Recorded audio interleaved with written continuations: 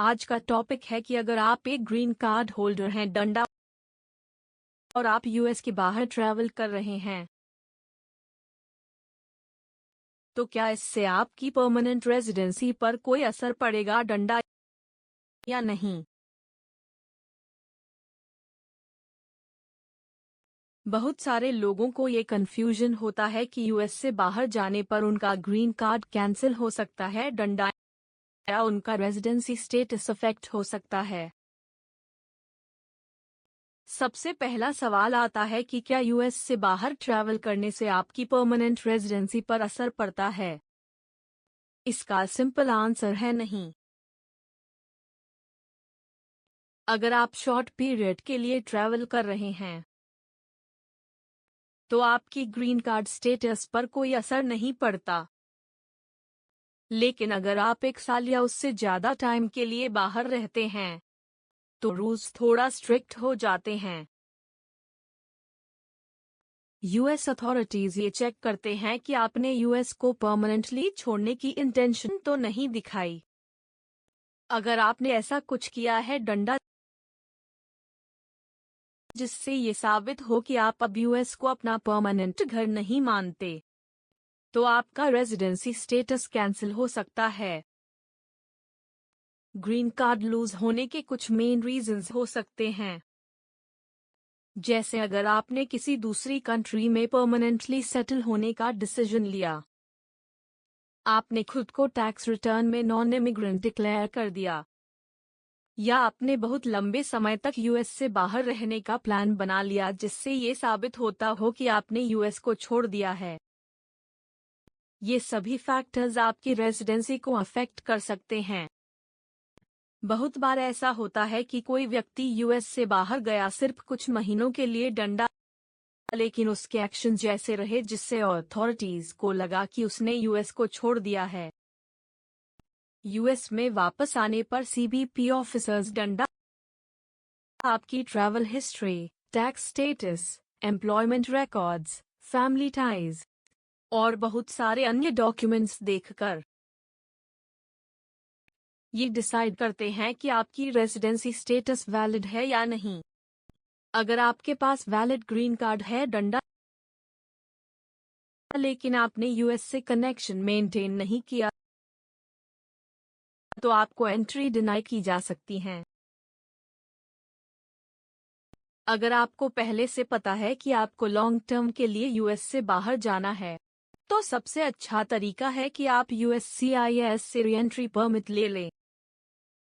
ये परमिट आपकी इंटेंशन को क्लियर करता है कि आप यूएस को परमानेंटली छोड़ना नहीं चाहते बल्कि टेम्पररी बाहर जा रहे हैं।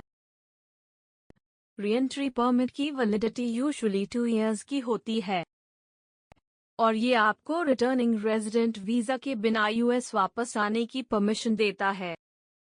लेकिन ये कोई गारंटी नहीं होती कि आपको यूएस एंट्री मिल ही जाएगी।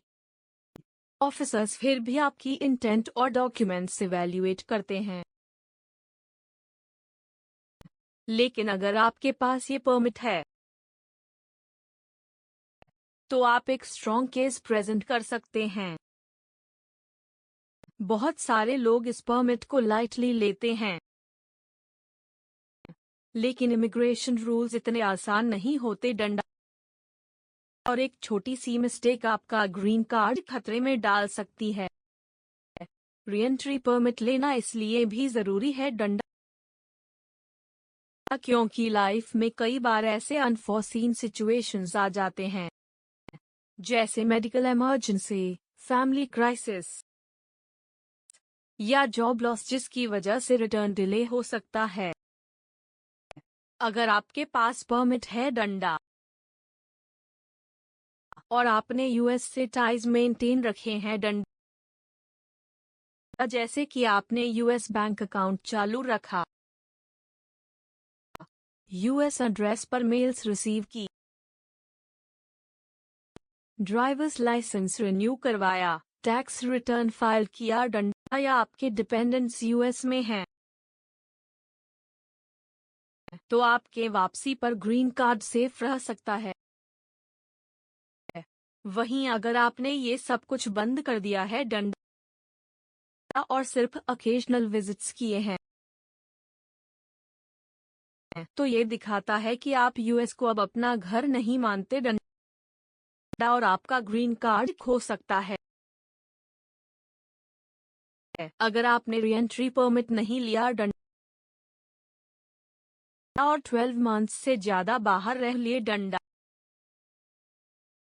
तो आपको रिटर्निंग रेजिडेंट वीजा अप्लाई करना होगा। डंडा जो कि यूएस कॉन्सुलेट के थ्रू होता है। ये प्रोसेस इमिग्रेशन वीजा जैसा ही होता है, जिसमें आपको इंटरव्यू देना होता है, सारे डॉक्यूमेंट्स कलेक्ट करने होते हैं। डंडा और ये साबित करना होता है कि आपकी एब्सेंस टेम्पररी थी। डंडा और बियॉन्ड योर कंट्रोल थी। ऑफिसर्स ये देखते हैं कि आपने जेन्युइनली कोशिश की यूएस वापस आने की, लेकिन किसी वजह से पॉसिबल नहीं हो सका। अगर वो सेटिस्फाइड नहीं होते तो आपका वीजा डिनाई हो सकता है और फिर आपको नया इमिग्रेंट वीजा प्रोसेस स्टार्ट करना होगा, जो काफी लंबा और मुश्किल होता है। इसलिए हमेशा प्लान ट्रैवल करें। डंडा और इमिग्रेशन रूल्स को लाइटली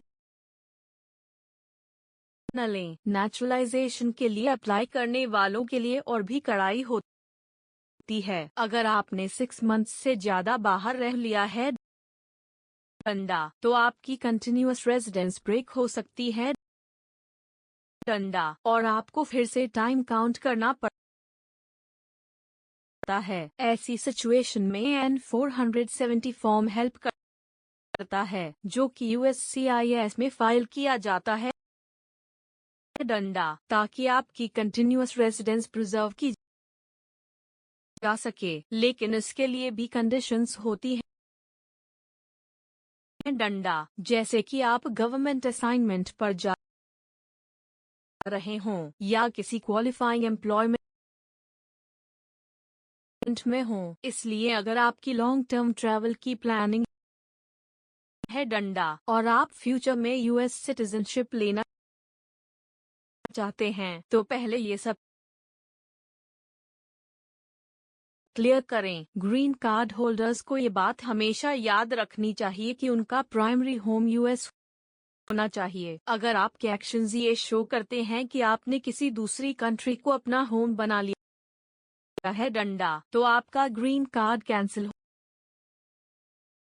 हो सकता है। जब आप यूएस वापस आते हैं तो इमिग्रेशन ऑफिसर्स आपके डॉक्यूमेंट्स चेक करते हैं डंडा, जैसे passport, visa stamps, travel history, employment records और टैक्स स्टेटस। अगर उन्हें लगता है कि आपने यूएस से कनेक्शन ब्रेक कर दिया है डंडा, तो वो आपको एंट्री डिनाई कर सकते हैं डंडा और रिमूवल प्रोसीडिंग्स इनिशिएट हो सकती है। अगर आपका ग्रीन कार्ड लॉस्ट हो गया है तो आप I-131A फॉर्म के through application for travel document file कर सकते हैं। ये फॉर्म उन लोगों के लिए है डंडा जो टेम्पररी ट्रैवल पर बाहर थे डंडा और जिनका ग्रीन कार्ड खो गया डंडा या डैमेज हो गया। इसके थ्रू आप कॉन्सुलेट में अपॉइंटमेंट लेकर रिटर्न कर सकते हैं डंडा, लेकिन ये प्रोसेस कॉस्टली और टाइम कंज्यूमिंग हो सकता है। इसलिए ओरिजिनल डॉक्यूमेंट्स का ख्याल रखें डंडा और अगर कोई इश्यू हो जाए तो तुरंत एक्शन लें। ट्रैवल के दौरान आपकी इंटेंट सबसे इम्पोर्टेंट होती है। अगर आप जेन्युइनली किसी इमरजेंसी डंडा या टेम्पररी रीजन से बाहर गए हैं और आपने यूएस से कनेक्शन मेंटेन किया है डंडा, तो ऑफिसर्स को एक्सप्लेन किया जा सकता है। लेकिन अगर आपने ये सब नहीं किया तो आपकी सिचुएशन वीक हो जाती है। इमिग्रेशन लॉ इंटेंट पर बहुत डिपेंड एंड करता है डंडा। और अगर आप प्रूव कर सकें कि आपकी इंटेंशन यूएस को छोड़ने की नहीं थी डंडा, तो आप अपना ग्रीन कार्ड सेव कर सकते हैं। बहुत बार लोग सोचते हैं कि ग्रीन कार्ड मिल गया तो अब कुछ भी कर सकते हैं, लेकिन रियलिटी ये है कि ग्रीन कार्ड सिर्फ एक प्रिविलेज है डंडा, और इसे मेंटेन करना की रिस्पॉन्सिबिलिटी है। गवर्नमेंट हर ग्रीन कार्ड होल्डर से ये एक्सपेक्टेशन रखती है कि वो यूएस को अपना परमानेंट होम माने और उसी हिसाब से कॉन्डक्ट करे। अगर आपने कोई ऐसा काम किया जिससे ये इम्प्रेशन बना कि आप यूएस को छोड़ना चाहते हैं डंडा, तो आपको कॉन्सिक्वेंसेस फेस करने पड़ सकते हैं। इसलिए ट्रैवल से पहले प्रॉपर प्लानिंग करें, डॉक्यूमेंट्स रेडी रखें और इमिग्रेशन रूल्स को अच्छे से समझें। यूएस में एंट्री लेते समय ऑफिसर आपके आंसर्स, आपके बॉडी लैंग्वेज, आपके डॉक्यूमेंट्स और आपकी हिस्ट्री को देखकर डिसाइड करता है कि आपको एंट्री दी जाए या नहीं। इसलिए कॉन्फिडेंट रहें, ऑनेस्ट रहे डंडा, और अगर कोई डाउट हो तो लीगल एडवाइस जरूर लें। इमिग्रेशन मैटर्स में एक छोटी गलती भी बड़ी प्रॉब्लम बन सकती है। ग्रीन कार्ड मिलने के बाद भी आपकी जर्नी खत्म नहीं होती, उसे मेंटेन करना इक्वली इम्पोर्टेंट है। अगर आप चाहते हैं कि फ्यूचर में सिटीजनशिप के लिए अप्लाई करें, तो अभी से अपने स्टेप्स सही रखें और सभी लीगल रिक्वायरमेंट्स फुलफिल करें। एक सही माइंडसेट, प्रॉपर अवेयरनेस, डंडा और टाइमली एक्शन ही आपके ग्रीन कार्ड और फ्यूचर स्टेटस को सेफ रख सकता है। ट्रैवल का प्लान बनाएं, लेकिन साथ में ये भी सोचें कि उससे आपकी यूएस रेजिडेंसी पर क्या असर पड़ेगा। Re-entry permit, tax filing, US ties maintain करना, ये सब प्रोएक्टिव स्टेप्स हैं डंडा, जो आपको प्रॉब्लम से बचा सकते हैं। अपने रिकॉर्ड्स को अपडेट रखें, इमरजेंसी सिचुएशंस के लिए रेडी रहे डंडा, और हमेशा इमिग्रेशन लॉ को ध्यान में रखते हुए डिसीजंस लें। यही जिम्मेदारियों का हिस्सा है डंडा, जो एक ग्रीन कार्ड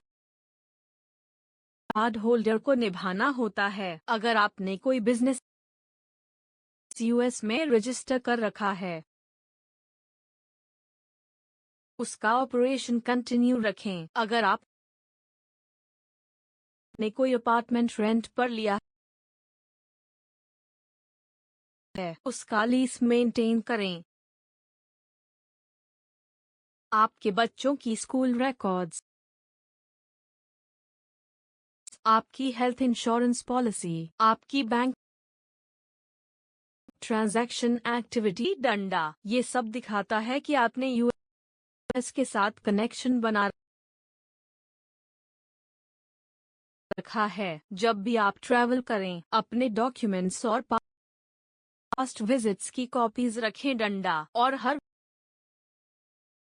विजिट का पर्पस क्लियर रखें डंडा, ताकि किसी भी ऑफिसर के क्वेश्चन का आप प्रॉपर जवाब दे सकें। बहुत सारे लोग ऐसे हैं जो फैमिली इमरजेंसी डंडा या जॉब रिक्वायरमेंट की वजह से बार बार ट्रैवल करते हैं। ऐसे लोगों को हमेशा अपनी ट्रैवल हिस्ट्री, टैक्स रिकॉर्ड्स और यूएस में प्रॉपर्टी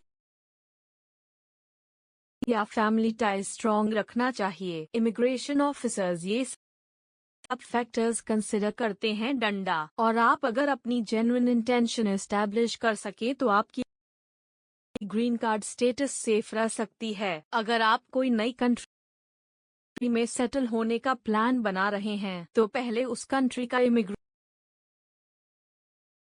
स्टेटस क्लैरिफाई करें डंडा, और यूएस अथॉरिटीज को भी नोटिफाई करें ताकि फ्यूचर में कोई इश्यू न हो। हमेशा लीगल तरीके से ग्रीन कार्ड मेंटेन करें डंडा,